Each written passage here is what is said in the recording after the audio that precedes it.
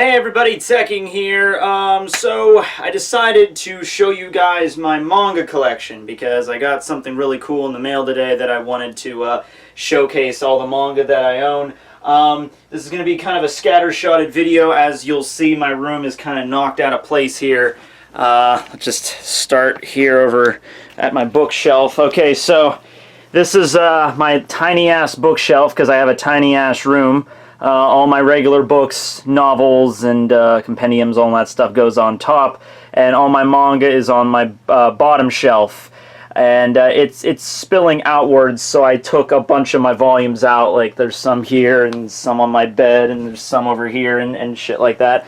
But let's just start back here. So Naruto, I cram Naruto all the way in the back because I really honestly don't read it much anymore. I not always like that. I used to read Naruto all the time back when I was in high school.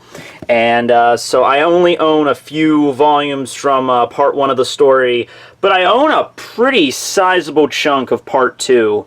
And I started buying a few more volumes recently just because I was looking at my collection and I thought it was pretty almost complete in terms of part 2. And with part 1, you can actually order a like an entire box set, like collection of volumes 1 to 27. So I thought I would probably get that at some point and just finish up part 2 in the meantime. Something I really remember with these is that you would have like one volume coming out like every 2 or 3 months or something like that. And whenever I was, I think I was either a sophomore or a junior in high school, they bumped up the production of these tankobons because I guess Naruto was really popular. So they would come out with like 4 new volumes every month as opposed to like 1 every 2 months. And I flipped my shit for that. So I remember it was like volumes like 34 to 38 and then like 39 to 42. And they just kept doing it like that, and it really saved me a lot of time. So that's probably the main reason why I have so many in here, is because they bumped up the production. If they hadn't done that, I probably wouldn't have very many. Let's see. And also, it helps that Naruto is like the only volume, the only manga series that Walmart stocks. The closest actual bookstore to where I live is pretty far. So whenever you just do my normal shopping, I go to Walmart, and you know, Walmart doesn't have a lot of options when it comes to that. But they always had the newest edition of Naruto, so while I'm there, I figured why not? I bought it, right? So I have some of the more recent ones here. I have the last volume somewhere. Someone gave it to me. I guess I'll find that later. It might be buried under here. Yeah, it's volume 68, and there it is. Volume 72 is the last volume of Naruto, as well as the 7th Hokage and the Crimson Spring, the Scarlet Spring. Crimson, Scarlet, same shit. Now, with a lot of these manga that have been running for a long time, they actually have these omnibus things that put 3 volumes into 1. So this is volume 13, 14, and 15. You might think that's the better way to go, and in terms of just price, you wouldn't be wrong. But something about me is I like to have all the different cover art to look at. And whenever they create the omnibus, they'll usually only take the art from 1 volume. I think this is the artwork from volume 13. And they'll make that as the artwork for the entire book. So I don't get to see the artwork from the other 2 volumes. Also, when every omnibus is different, I have some Bleach ones here. Now, what Kubo does is he only draws 1 character for each volume. You know, so he doesn't have really elaborate covers, you know, so there's Neliel, they had to cover up her underboob, of course. You know, there's Mayuri, there's Askin, this is the newer one. So, yeah, his volumes are pretty basic. So when they did the omnibus, you know, you have, this is volumes 10 through 12. So you have Renji here, and then on the back you have the covers from the other 2 volumes. So that's not too bad. That's alright, but because it's pretty basic. But then you get to a manga like One Piece that have really elaborate kind of artwork, you know, like look at that, like the artwork for a One Piece volume, and like Oda really goes all out for this shit. He, you know, it's really elaborate there.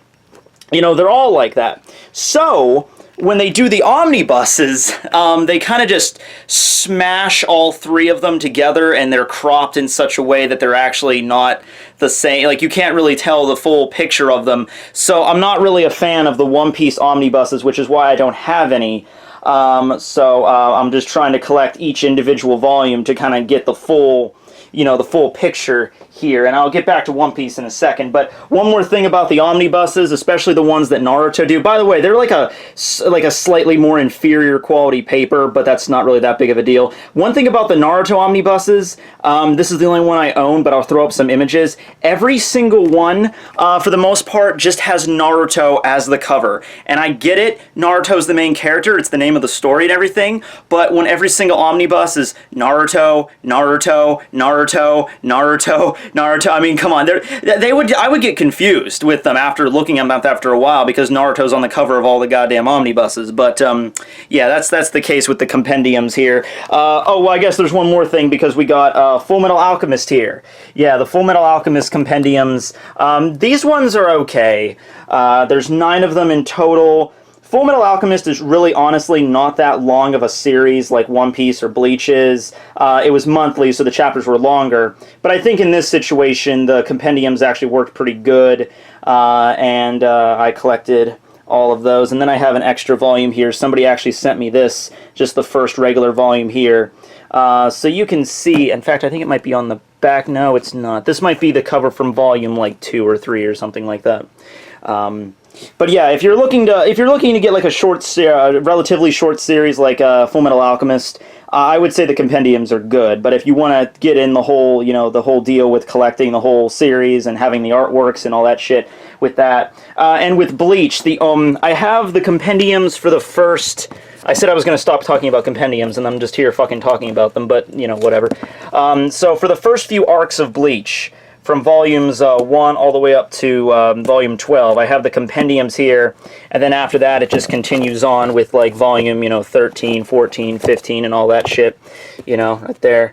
Izuru actually wasn't even supposed to be on this one. I think Ichigo was the original design for volume 15, and then they changed it for whatever reason. So yeah, and then I only have one more compendium from Bleach here.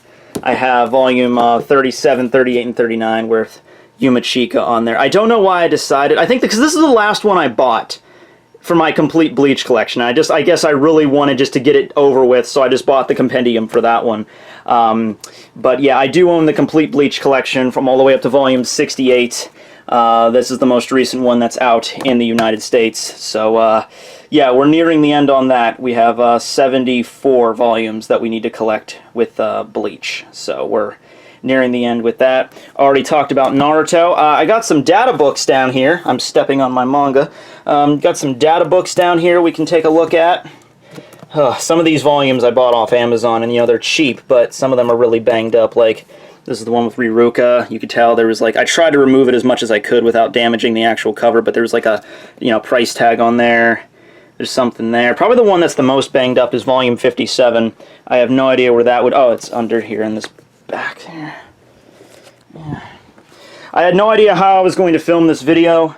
I had like grander fucking heights for like, oh, everything's going to be laid out perfectly, but then I started looking at how much fucking manga I own, and I thought, okay, this is going to be fucking guerrilla style photography we're going with here. This is probably the most banged up manga volume I have. It's volume 57, which is appropriate because Byakuya gets the shit beat out of him. The cover was actually like literally ripped in half, and I had to tape part of it. You know, the back here, the spine is pretty bent, so this is the most banged up one I got. But it came from like some library somewhere. Some of these manga actually came from libraries, and that blows my mind because the library in my town, like, no manga. Some people even wrote me and told me that their school libraries had a complete, like, One Piece manga collection. And that just blew my fucking mind because I brought manga all the time to school. Yeah, I usually would fit like two or three volumes in my backpack to read while I was in study hall or lunch or whatever, and that just blows my mind that there's like a library I could go to. Like I would be in the you wouldn't be able to get me out of there if they had like a whole collection of One Piece. I'd be sitting there all the time fucking reading. All right, so data books, right? So let's see here. The first one I ever bought was this one. This is Bleach Souls. So this has got this is pretty worn because I've had it for a long time. But neat reflective cover here. First data book of the series. Then there's Masked, which has Shinji on the cover. I do not have that. I think Masked was released in English. And then over here we have Unmasked, which was not released in English. This was only in Japanese, and it's significantly smaller than the other data book you can see right here. In fact, it's even, I think, smaller than the standard volumes. Yeah, it's about a little smaller than that. But that's the third one that a fan sent to me from Japan as an export. So that was pretty cool. Let's see, what else do we got here? We got the Death Note Compendium. We got the Death Note data book. And that's 13, because there was originally 12 volumes. This is another really old one that I've had for a long time.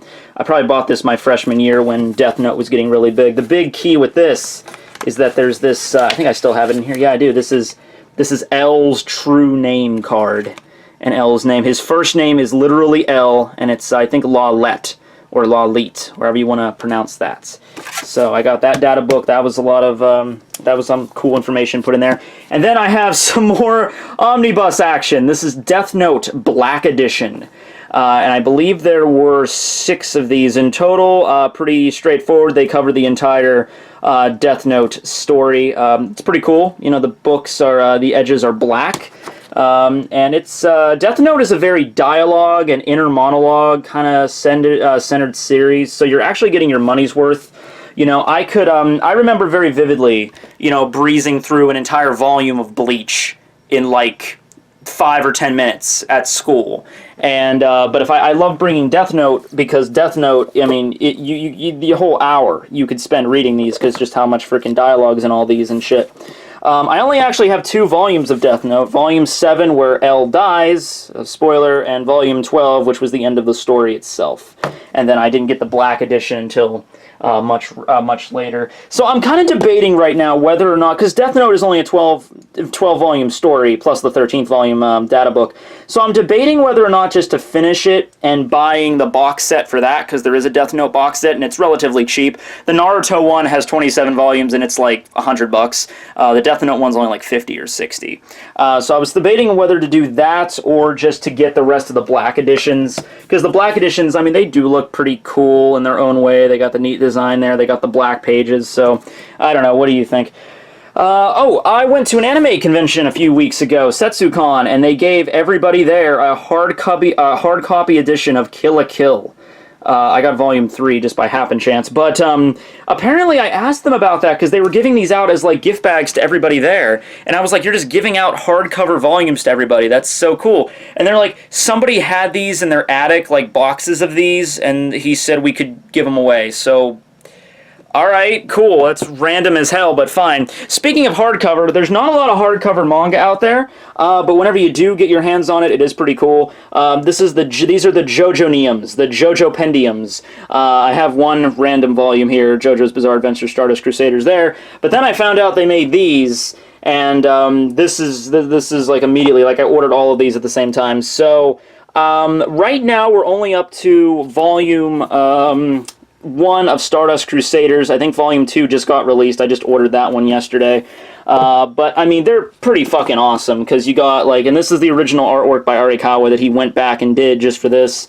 So, you know, you got Jonathan there, and then you got Zeppeli, and then you got Dio, and that's, you know, that's Phantom Blood, obviously, and then you get to Battle Tendency, you got Joseph, and Lisa, and you got Caesar, and then finally the big one. This is like the biggest fucking one. It's like huge, and it's Cars.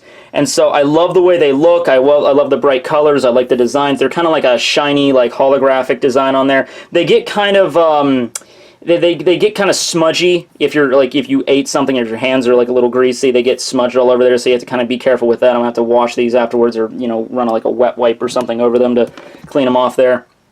Yeah, I'm washing my books, Matt. But yeah, the JoJo-niums are pretty fucking beast. Okay, so let's talk shit. One Punch Man first. I got some One Punch Man over here. I own once again I own all the volumes in English so far. That's volumes 1 through 10. The first 3 were sent to me by a fan, and then the rest I bought myself. These are actually appearing at Walmart as well.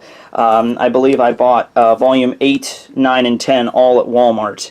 There's Fubuki there, and then I just bought this one just recently, like a week ago or so. That's Tatsumaki there. So that's pretty cool that they're selling that at Walmart, so that's not a problem for me to get. Talked about Fullmetal Alchemist, and now we get to One Piece. Alright, so this is the whole reason I wanted to make this video to begin with.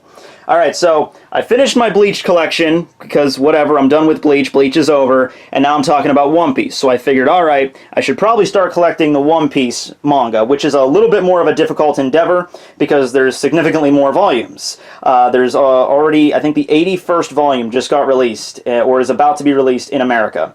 And I'm looking back through my collection. Now, these first few I have, you might notice they're a little different. You know, these have kind of like a holographic, you know, cover with the title and the number, and then the more recent ones, like over here, we have volume 80, which I just ordered. You know, is pretty standard, pretty normal. When I was probably like in 8th grade, we did have a bookstore in this area, and it went out of business. And I remember me and my dad went in there to go, like, there was like a closing out sale, like a going out of business sale. And all the books were like absurdly cheap. They were like 80% off because they had to get rid of this shit before they closed. And if we had shown up like the first day of the sale, like I probably would have loaded up on a lot of cheap ass manga because they were selling these things for like $2 a fucking volume. So I probably would have been able to get them cheaper, but we showed up on one of the last days of the sale, so all the bookshelves were like cleared out by that point. So the only manga they had left that I was actually into was One Piece. So I bought these 4 volumes probably for like $2 a piece, probably cheaper than that.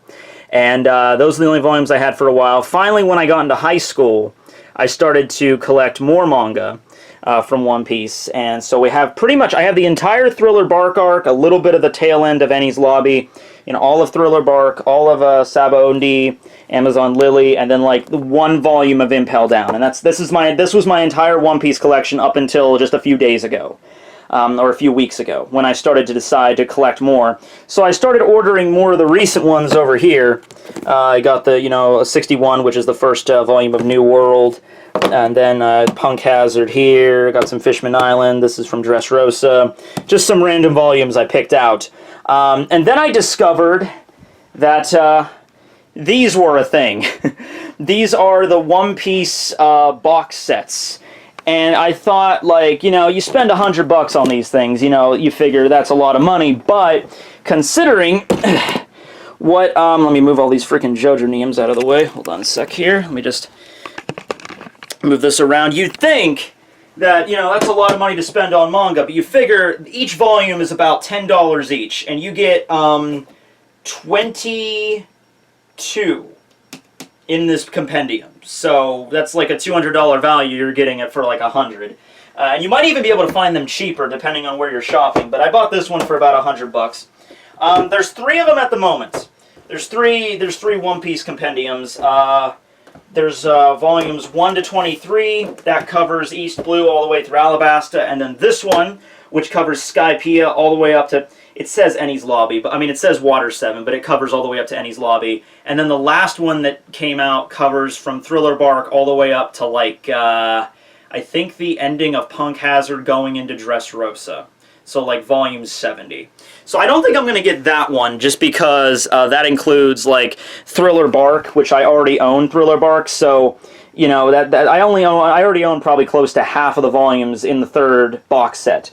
But this one I decided to start with because I don't own anything from Skypiea, and I only own like 2 volumes from fucking Water 7 or Enies Lobby.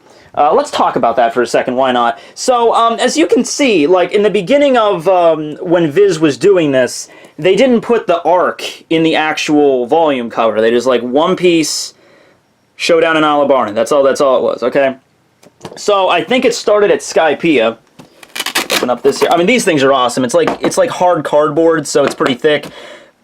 And you got an awesome cover art on there from like one of the volumes, one of the chapters that Oda does. And then on the back, you got another one, which is pretty damn cool to look at. They have a, you know, handle there, carry, and Velcro sealed. So, boom. You know, I kind of don't even want to take these out of the chest and put them in a bookshelf. I just kind of want to keep them in here. But anyway, starting with Skypiea here, take out volume 30, they actually started including the arc name on top of the cover.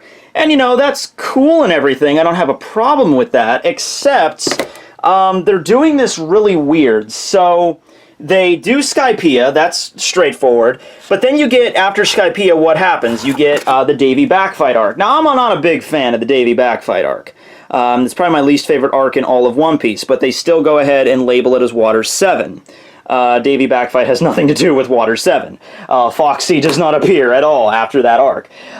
So that's one issue, and it stretches all the way up to Enies Lobby. And, you know, I've heard some people say that, like, Water 7 and Enies Lobby, they consider that the same arc. I don't really see how you could say that. I mean, every time the Straw Hats go to a different island, and that's considered a different arc, in my opinion. Even if they didn't even spend that long time on Zoe, but Zoe is still its own arc. It's not considered part of Dressrosa or part of the Whole Cake Island arc. You know, Zoe is a short arc, but it's still its own arc. Other people say that, oh, well, it's because they kept the same agenda. Like, they went to Water 7, and then they had to go rescue Robin, so that's why it's considered part of the same arc. But once again, you might as well consider, like, that's what's happening right now with Sanji. You know, you might as well consider the Zoe arc and the Whole Cake Island arc the same arc, by that logic. So no, every time they go to a new island, it's a new arc, so just call it that. But that's not even the real problem here. So then you have Thriller Bark, and then after that, things start getting screwy, okay? You get to Sabaody. Alright, fine, whatever, and then Amazon Lily's not Sabaody, but whatever, then Impel Down, and then after that it's the Paramount War. Okay, this is where they fucked it up. So, you have, what did I put, volume 61? Damn it. Alright, whatever, we'll work with that. Oh, there it is. So, with volume 61, they started labeling the arc as New World. And they kind of screwed that up, because guess what? The New World, that's not a specific arc. That's like the half of the series that we're in. That's like a new saga. It's probably going to be New World until the end of the One Piece manga, like years from now. And so they messed it up, and they're going to keep New World up there. They're not probably going to change it at all, and they haven't. So this is volume 61, and all the way up to volume 80, they're just going to keep it as New World. So it's kind of like they realized what they did, and they're just kind of sticking with New World. They're not going to change the arc. Like, they don't change this to Punk Hazard. They don't change this to Fishman Island, or this Dressrosa. So that's fine. I'm just saying, why did you do that to begin with? I understand One Piece is a pretty big series, and there's a lot of stuff you have to keep track of. Maybe you wanted people to know that, oh, okay, volume 46, this is the first volume of Thriller Bark. I understand. But come on, I mean, if you're a fan of the series, I would imagine you would understand what volumes you're going to buy before you buy them. Like, when I go to a bookstore to buy a One Piece volume, I kind of already know which one I'm getting. Like, I'm going to buy volume 68 because that's one of the Punk Hazard ones that I don't have yet. Or you could just look at the cover or read the back of it. If you're a fan of the series, you'll know where we're at in the series if you just look at the cover, you know, and like, oh gee, I wonder what arc this is. Huh. And also, yeah, they, on the back they added in too, so they'll be like, New World Part 20. We're going to be in the New World for a while, guys. We're probably going to have New World Part, like, 69 by the time we're done with this. But yeah. So, I think that's pretty much everything I wanted to cover here. With this compendium, I got all of Skypiea all the way up to the end of Water 7, and even the first volume of Thriller Bark. So now I own 2 copies of Volume 46. And I also think 2 volumes of 42 and 43 as well. Yes, I do. Oh, look at that. There's the one with Robin on the cover. Oh, yes, Robin, you're so delectable. So I have some duplicates, but I figured it was worth it at the end of the day, just because, like, all right, I own 3 of the same volumes, but I'm still, you know, making a bigger deal here than if I would have just bought each of these volumes separately. But I don't think I would have done that with the third one, because I already own, like, half of the, you know, half of the next compendium anyway. The first one is, I'm probably going to order the first one, the first One Piece box set. I own these 4 volumes from that, which is about maybe like 1/4 of the whole, 1/6 of the whole thing. But I still think it's worth it, so I'm probably going to buy the first compendium. I have no idea where I'm going to keep these, though. My dream is when I move out of here, hopefully by the end of this year, or beginning of next year, that I'll have a huge bookshelf in my house, or my apartment, or whatever, and I could just fill it all up, because I have, look at these. These books are, like, not just my manga, but just my regular books are exploding outward. You know, I had to move a bunch downstairs into our basement, just because I don't have room for them here. But yeah, that's pretty much all of my manga. To recap, I own all of One Piece. I own a pretty sizable chunk of Naruto Part 2, not a lot of Naruto Part 1, like all of One Punch Man, English release, few data books here, all of Full Metal Alchemist Omnibus, and I'll be getting my One Piece collection. I probably own at least half the manga right now, I want to say, easily half. So we're moving on from that. Got this big box set here, and the JoJo Neums. There's a few things I didn't go over, just some random ones that some fans sent me, like Assassination Classroom, Blue Exorcist, I bought that one, Attack on Titan, the fans sent me that. Sword Art Online, I unfortunately have to admit that, yes, I did buy this under with my own money, so I'm not getting that back. JoJo's, Death Note, and, oh, what the fuck is this series? I don't know what this is called. Sorry, it's too blurry. Oh shit, my battery's dying in this thing. I gotta get going, guys. But anyway, thanks for watching, and, yeah, I gotta go clean all this shit up and, cram it back into that space. Yeah, it's pretty awesome being a weeaboo. Signing out. Later, guys.